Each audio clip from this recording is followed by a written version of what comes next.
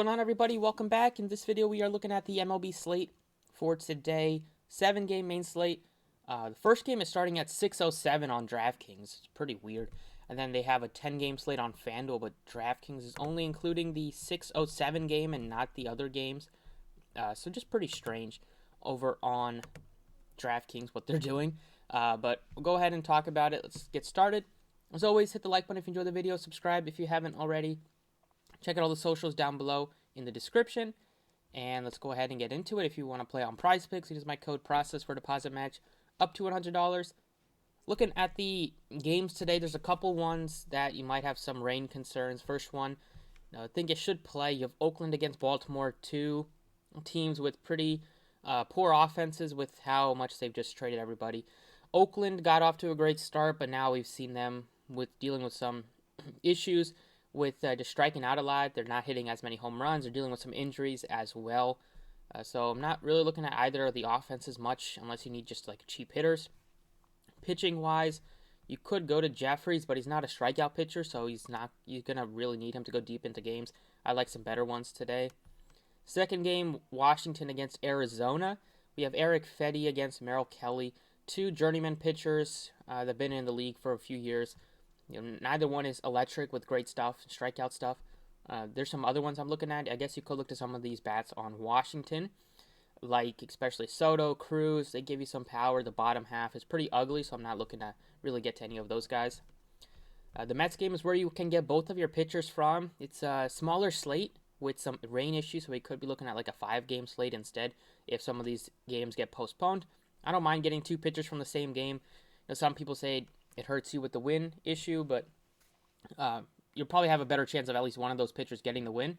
And so early in the season, pitchers aren't going as deep, so it's even less likely that you're going to get the win from both of your pitchers. But you have two great strikeout pitchers and two pitchers that are just very good in general. The two lowest total teams here, San Francisco and the Mets, I think you can definitely go with both of these guys. Not looking at either offense today. The next game is where you can get your bats from. Blue Jays against the Red Sox. We've seen Berrios give up some home runs early. Got absolutely rocked in his first start, even in his second start against the Yankees. He gave up some earned runs, gave up some home runs. And then Nick Pivetta, not very good against lefties. You're not looking at much lefties in this lineup, but he still gives up some power to righties, so I don't mind targeting him against some of these great Blue Jays bats. Could see some rain issues in the Chicago game, but if it holds, wind blowing out a bit, look to some of these bats here. We've seen Suzuki just be awesome for the Cubs. His price tag has quickly risen up to 58, so you're not getting much of a bargain on his price tag. Ian Happ is making good contact and getting on base. He looks fine as a one-off pick if you wanted to stack up the Rays. Middle pack of the order, Ji-Man Choi's batting like over 400. He gives you some pop. You have Yandy Diaz gets on base. Both Laus are decent, especially Brandon Lau, but he's really expensive at 56. I like the Twins offense to get to some cheap hitters here. You have Urshela at $2,200, Kyle Garlick $2,000 flat. He's good against lefties, and not a huge sample size for him, but he has hit lefties well. And then even the bottom half, you can go with like the catcher, Jeffries if you needed one at $2,000, and Sano is hitting like .06, but he does give you power. And then last game also could see some rain issues. If not, you can look to Logan Gilbert as a pitcher, but if there's going to be rain, chance that he doesn't go very deep if they decide to have a delay in like this third or fourth inning and he doesn't return. So definitely some risk targeting the pitchers in this one. If you wanted to go to any of the bats here, look to some of the Mariners hitters. Like Suarez finally showed up a little bit. He had a home run. We've seen the bottom half with Kelenic hit a couple home runs already this year. Toro had a home run yesterday. So they do have some power in this lineup. But really, I'm looking at the Blue Jays, Red Sox, and the Twins bats to really carry me on this slate. Like I mentioned, I'm going with both of the top pitchers in this one, Carlos Rodon and Chris Bassett. Rodon, electric so far, 21 strikeouts in 12 innings, only given up 5 hits in 12 innings, and also has thrown 89 and 90 pitches, so he will go deep into the game for us. And then Chris Bassett on the other side, also a good ballpark to pitch in. He only has a .75 ERA. He has 14 strikeouts in 12 innings, only giving up 5 hits and 1 earned run.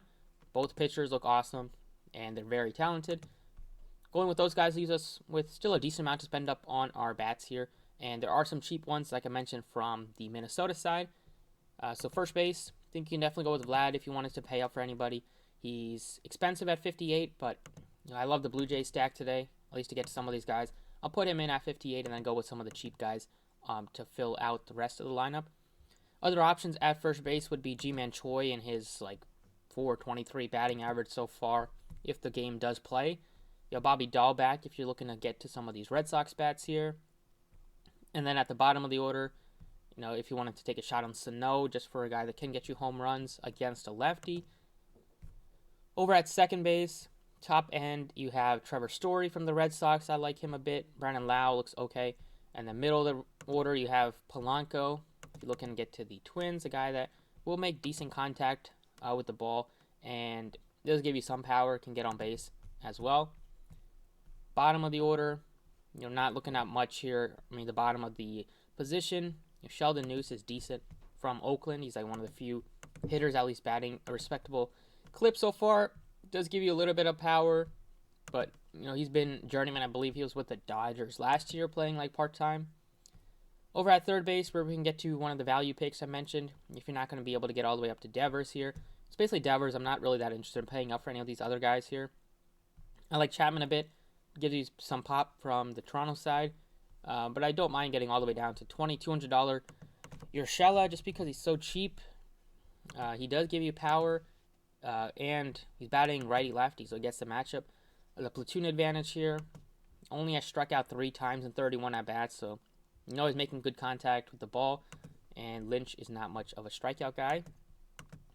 Shortstop, Bo Bichette looks good at 55. He's gotten off to a cold start. Wander Franco is really making a case to.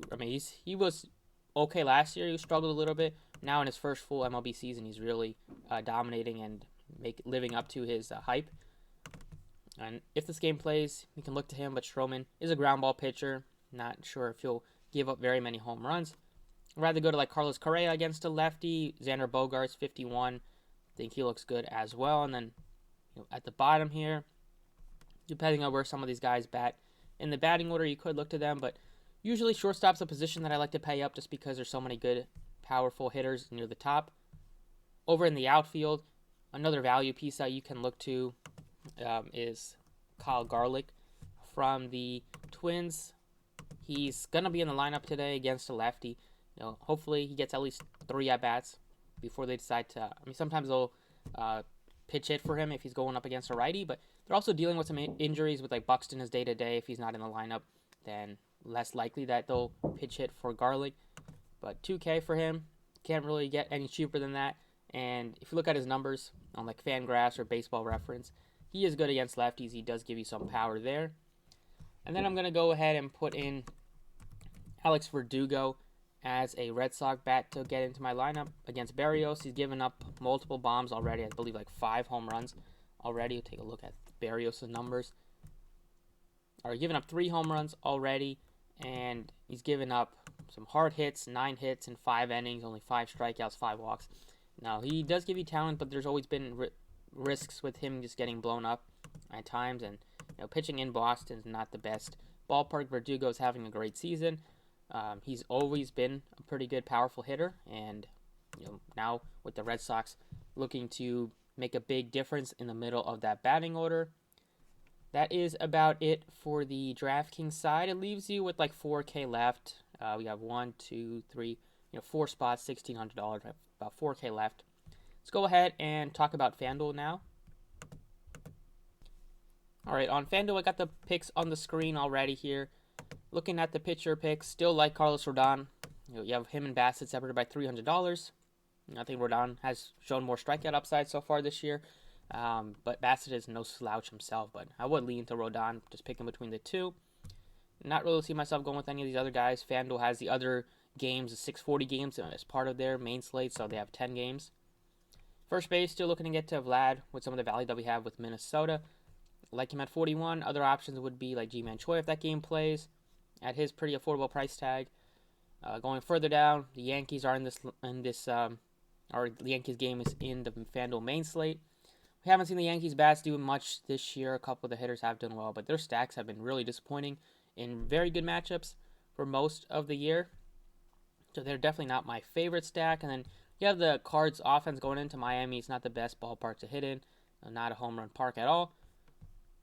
And maybe if Brad Miller's in the lineup, he's going up against Gilbert, who's good, but he could be a decent option. Gary Sanchez gives you some pop at the bottom. Second base, Jazz Sissenholm, upside for sure, but not a very cheap price tag at 37. I like getting to Kike Hernandez, batting leadoff for the team at this position. Other options would be Ty France, 33, Polanco, 31, and then Ketel Marte has gone off to a cold start, but he does give you upside at his price.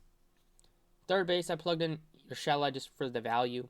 If you wanted to pay up for anybody, I might look to Devers at 4,000. Mid-range, you have Matt Chapman, part of the Blue Jays stack here.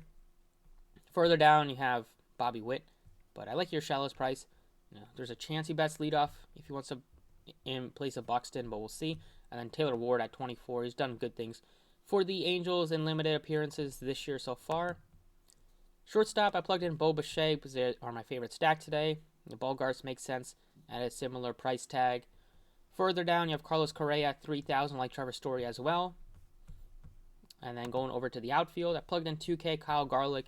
They haven't projected about 8th, but could definitely be in the middle of the order, like 4th or 5th.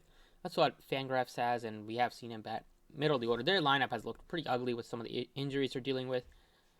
Other options are definitely Alex Verdugo, 35, Springer, 36. Go down to like Kike Hernandez, Gurriel.